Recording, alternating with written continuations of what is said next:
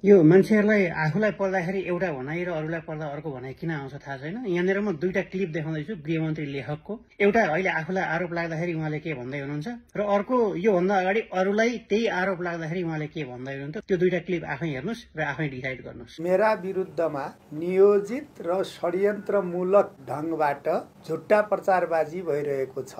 म सबैलाई के आग्रह गर्न चाहन्छु भने त्रिभुवन अन्तर्राष्ट्रिय विमानस्थलको अध्यागमनको भिजिट भिसाको विषय मात्रै होइन, मेरो सार्वजनिक जीवनमा, मेरो राजनीतिक जीवनमा यदि एउटा मात्रै पनि मैले आर्थिक अनियमितता गरेको प्रमाणित कसैले गर्यो भने, प्रमाणित भयो भने म पदबाट होइन म राजनीतिबाट राजीनामा दिन्छु। म यो आग्रह गर्छु। यदि प्रश्न उठ्यो राज्यको कुनै सक्षम निकायले यदि अनुसन्धान गर्नुपर्ने स्थिति भयो भने त्यस्तो माननीय मन्त्रीजी मन्त्रीको पदमा रहन रहनुहुन्न, त्यसकारण उहाँले राजीनामा गर्नुपर्छ भन्ने कुरा पनि हामीले उठाउँदै आएका छौं।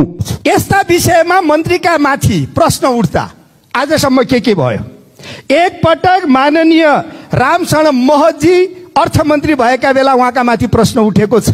विदेशी बैंकमा खाता छ, उहाँले चाहिँ त राजीनामा दिनुपर्छ भन्ने प्रश्न उठ्दा माननीय रामशरण महतले राजीनामा दिनुभएको छ। यसै संसदको इतिहास। माननीय शेरबहादुर तामाङजी मन्त्री हुँदा उहाँले बोल्दाखेरि के कुरा बिग्रियो, बेठिक बोल्नुभयो भनेर प्रश्न उठेको छ, उहाँले राजीनामा दिनुभएको छ। त्यो पनि संसदको इतिहासमा छ। माननीय गोकुल बास्कोटाजी अहिले पनि माननीय सदस्य हुनुहुन्छ, उहाँका माथि प्रश्न उठेको छ। छानबिन गर्नका लागि उहाँले मार्ग प्रशस्त गर्नुभएको छ, राजीनामा दिनुभएको छ। त्यो पनि यसै संसदको इतिहास। अर्को एउटा कुरा छ, माननीय भरत मोहन अधिकारीजीले अर्थमन्त्रीका रूपमा यहाँ बजेट प्रस्तुत गर्दा बजेटका माथि प्रश्न उठेको छ, छानबिन समिति गठन भएको छ। यही संसदमा त्यो पनि इतिहास। माननीय विष्णु पौडेलजीले अर्थ विधेयक, विनियोजन विधेयक बजेट प्रस्तुत गर्दा बजेटका माथि प्रश्न उठेको छ, छानबिन समिति गठन भएको छ, छानबिन भएको छ।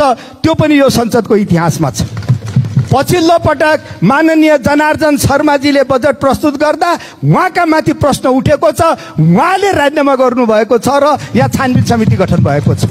यो राजीनामा गर्दा कहिले नेपाली कांग्रेसको सरकार छ, कहिले नेपाल कम्युनिस्ट पार्टी एकीकृत मार्क्सवादी लेनिनवादी एमालेको सरकार छ। यो इतिहासमा दर्ज भएका घटना हो। अब एउटा नयाँ विषय प्रवेश गरेको छ। मेरो नेता सम्माननीय प्रधानमन्त्रीजीले कुनै प्रमाण छैन भन्दै हुनुहुन्छ।